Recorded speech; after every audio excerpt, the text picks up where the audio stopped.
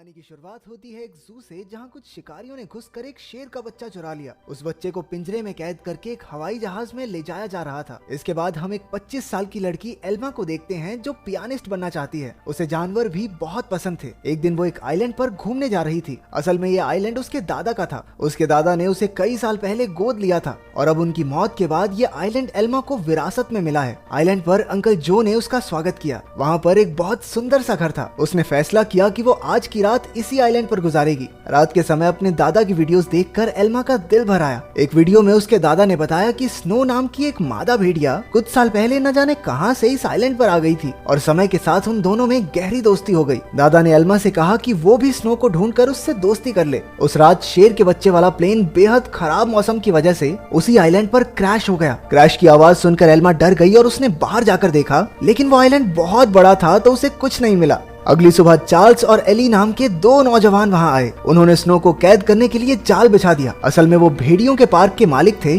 और उसके लिए स्नो को पकड़कर ले जाना चाहते थे। कुछ देर बाद स्नो जाल में फंस गई, लेकिन अपनी सूझबूझ से चार्ल्स और एली के आने से पहले ही वो जाल काटकर भाग निकली। फिर वो तैरकर आइलैंड की दूसरी ओर जा पहुंची, जहां उसकी मुलाकात एल्मा से हुई। पहले तो एल्मा घबरा रही थी, लेकिन फिर उसने अपने दादा की बात याद की और स्नो को पुचकारने लगी। कुछ देर बाद एल्मा प्लेन क्रैश की जगह पर पहुंची। खुशकिस्मती से शेर के बच्चे को कोई चोट नहीं पहुंची थी। वो एक पक्षी के घोंसले में गिर गया था, लेकिन पक्षी ने उसे नीचे धक्का दे दिया और इसके बाद वो सीधा जाकर एल्मा की गोद में गिरा। एल्मा भी उसे अपने साथ घर ले आई। उसी वक्त स्नो भी अपने छोटे बच्चे के साथ घर में आ गई। घर में 3 प्यारे जानवर देखकर एल्मा बहुत खुश थी। उसने तुरंत अंकल जो को बुलाया, लेकिन उन्होंने एल्मा से कहा कि इन खतरनाक जानवरों को घर में रखना ठीक नहीं है, तुम्हें इन्हें जू वालों को दे देना चाहिए। अंकल ने यह भी बताया कि शेर के बच्चे को ढूंढते हुए जू के कर्मचारी वहाँ जरूर आएंगे, और हुआ भी बिल्कुल वैसा ही। अगले दिन एनिमल कंट्रोल वाले वहां पहुंच गए। वो जानती थी कि जू वाले कितने बेरहम होते हैं, इसलिए उसने फैसला किया कि वो उन्हें जानवरों के बारे में कुछ नहीं बताएगी। उसने झूठ कह दिया कि उसने किसी शेर के बच्चे को नहीं देखा।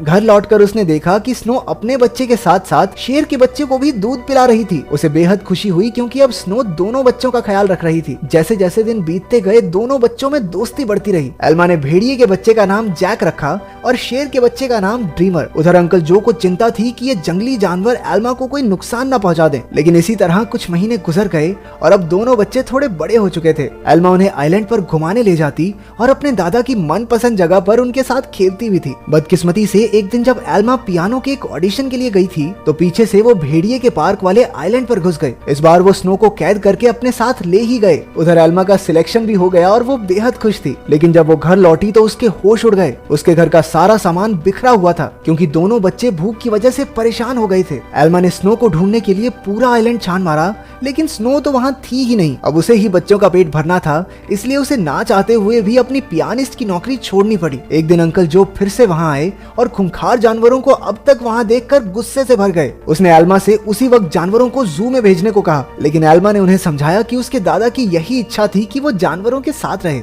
और फिर जू में न जाने इन मासूमों पर कितने अत्याचार होंगे। आखिरकार अंकल जो भी मान गए और एल्मा को गले से लगा लिया। अब उनका सारा समय जानवरों को खाना खिलाने और उनका पूरा ध्यान रखने में जाता था। एल्मा को जैक और ड्रीमर से बहुत प्यार था और बदले में जानवर भी उस पर जान छिड़कते थे। देखते ही देखते 1 साल गुजर गया और अब दोनों जानवर बड़े हो गए थे। अंकल जो शहर से उनके लिए मांस लाया करते थे, लेकिन उनके पास जाने में उन्हें डर लगता था। उन्होंने फिर से एल्मा को समझाया कि इनके साथ रहना खतरे से खाली नहीं है, लेकिन एल्मा किसी कीमत पर उन्हें छोड़ने को तैयार ही नहीं थी। एक दिन एक माँ बेटी कश्ती में आइलैंड के नजदीक आए। उन्हें देखकर जैक उनके पास जाने लगा। जैसे ही एल्मा ने ये सब देखा, वो जैक को रोकने के लिए भागी, लेकिन वो एक पत्थर से टकराकर नीचे गिर गई और उसके सर में चोट लगने की वजह से वो उसी वक्त बेहोश भी हो गई। वो माँ बेटी ये सब नहीं देख पाई और वापस कश्ती में चली गई। कुछ ही देर में जैक और ड्रीमर एल्मा के पास आए और उसे उठाने की बहुत सी कोशिशें की, लेकिन कोई फायदा नहीं हुआ। वो कई घंटों तक जोर जोर से आवाजें लगाकर मदद के लिए पुकारते रहे, लेकिन कोई नहीं आया। जल्द ही रात हो गई और दोनों जानवर एल्मा से सटकर बैठ गए। उन्होंने पूरी रात जागकर एल्मा को गर्माहट दी। अगली सुबह अंकल जो ने एल्मा को कई बार कॉल की, लेकिन कोई जवाब न मिलने पर वो समझ गए कि कुछ कुछ तो गड़बड़ जरूर है। वो तुरंत आइलैंड पर पहुंचे। उन्हें लगा कि जरूर इन जंगली जानवरों ने एल्मा पर हमला कर दिया होगा, इसलिए उन्होंने एनिमल कंट्रोल वालों को कॉल कर दिया। लेकिन जब उन्हें एल्मा बेहोश मिली